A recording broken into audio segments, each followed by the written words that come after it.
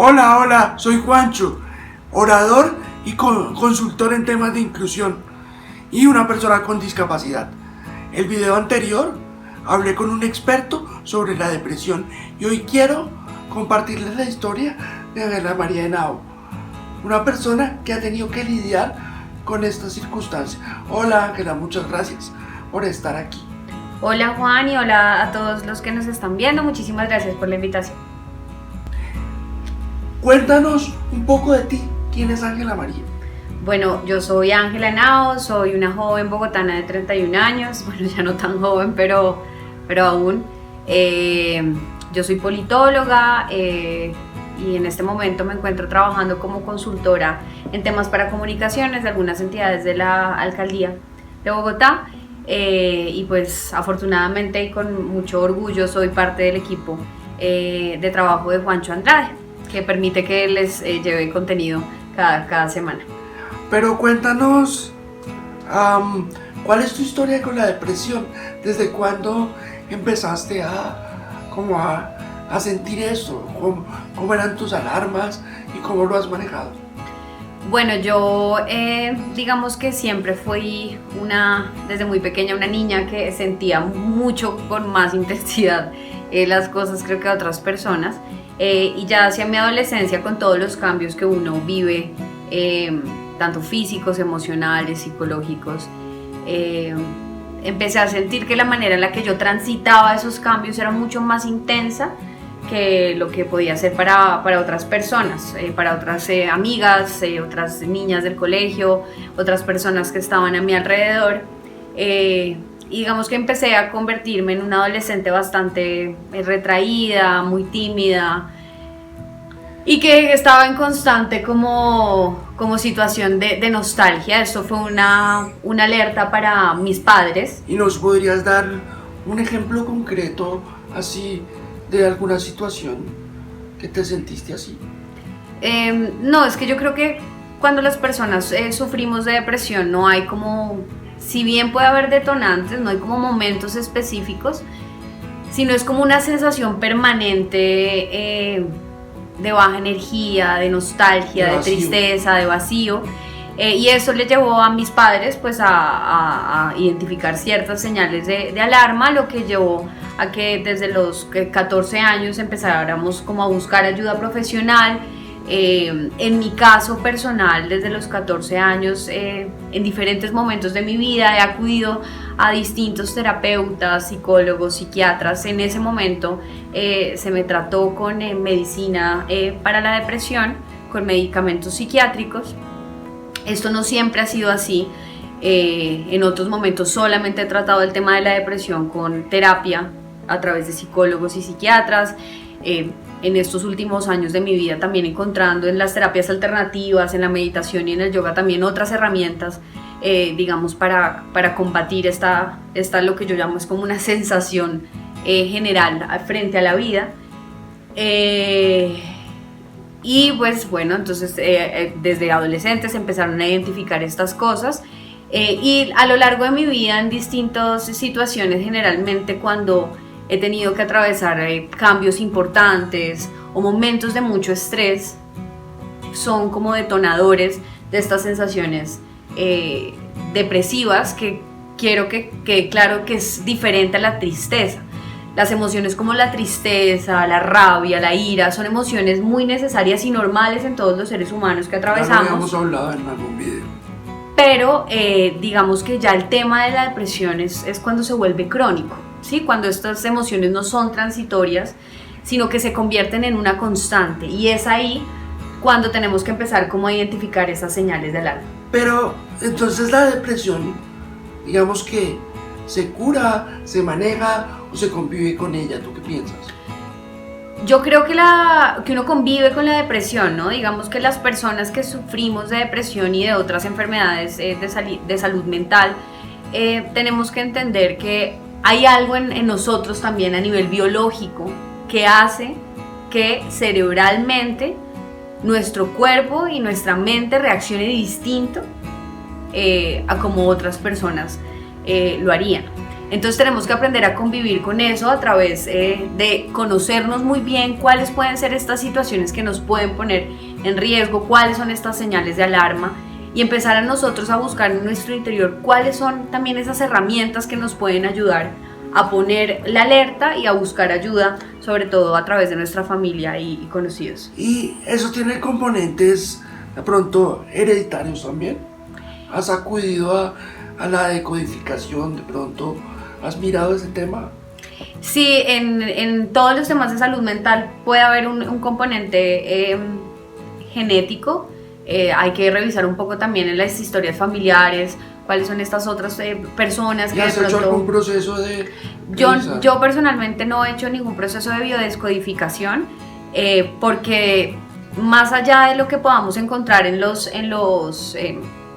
información genética familiar, creo que es importante que entendamos que vivimos en un mundo en el que estamos sometidos a muchísimas presiones mediáticas, a las redes sociales, que también el contexto que estamos viviendo es un contexto de muchísima incertidumbre, también el manejo que estamos y la relación que estamos teniendo con nuestros propios cuerpos y con nuestra salud hace que cada vez la depresión sea algo muchísimo más común de lo que pensamos. Ya no necesariamente uno tiene que tener algún antecedente genético o familiar frente a temas de salud mental, sino que la sociedad en la que vivimos nos hace más predispuestos a ser personas que puedan generar este tipo de trastornos mentales.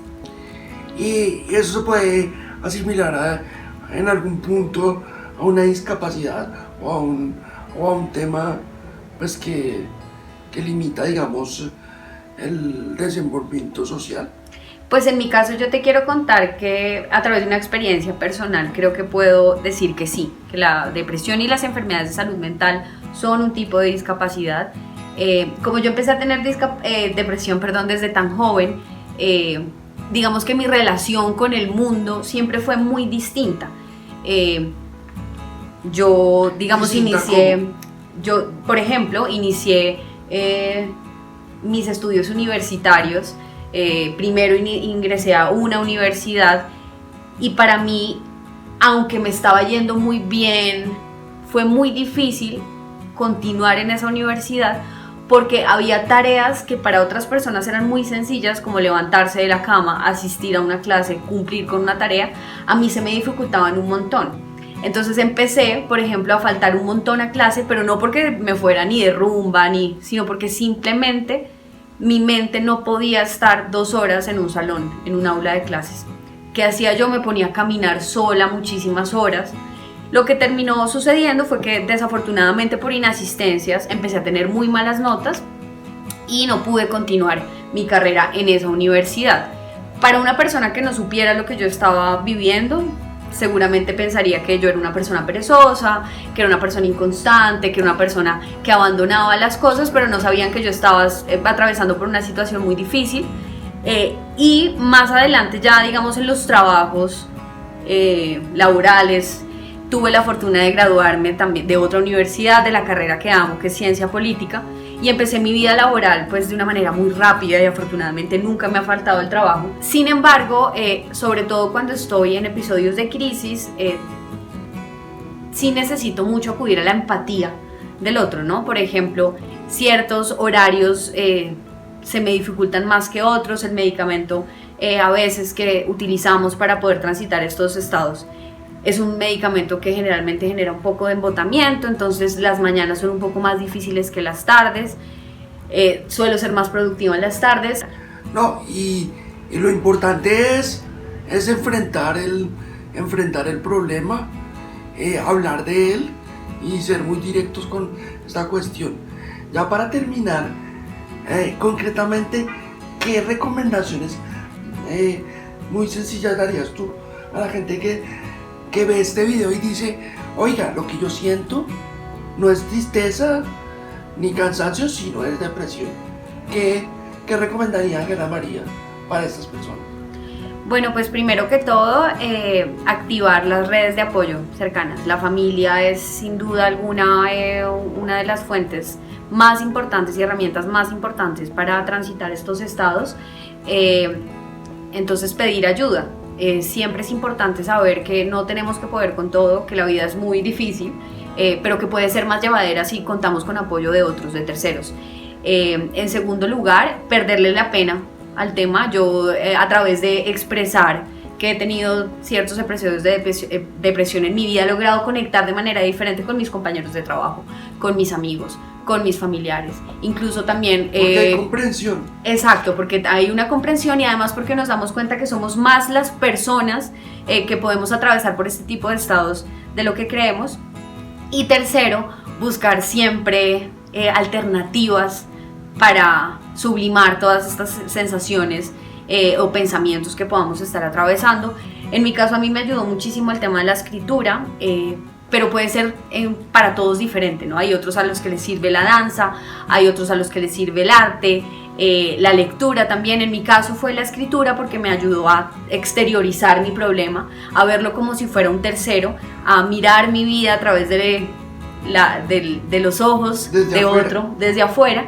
Y eso también me ayudó a quitarle muchísimo el peso, ¿no? Uno a veces siente que no puede, pero cuando se exterioriza un poco y empieza uno a observarse como un tercero, empieza a darse cuenta que las cosas no son tan difíciles como lo pensábamos y que adicionalmente puedes un día sentirte muy mal, pero eso será transitorio, que siempre puedes estar mejor y siempre hay la posibilidad de que con ayuda y herramientas puedas sentirte diferente. Bueno, para mí, para nuestros suscriptores es muy valioso que tú como miembro del equipo estés aquí contándonos esto.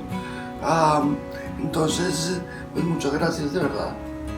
No, muchísimas gracias a ti, Juan, por la invitación.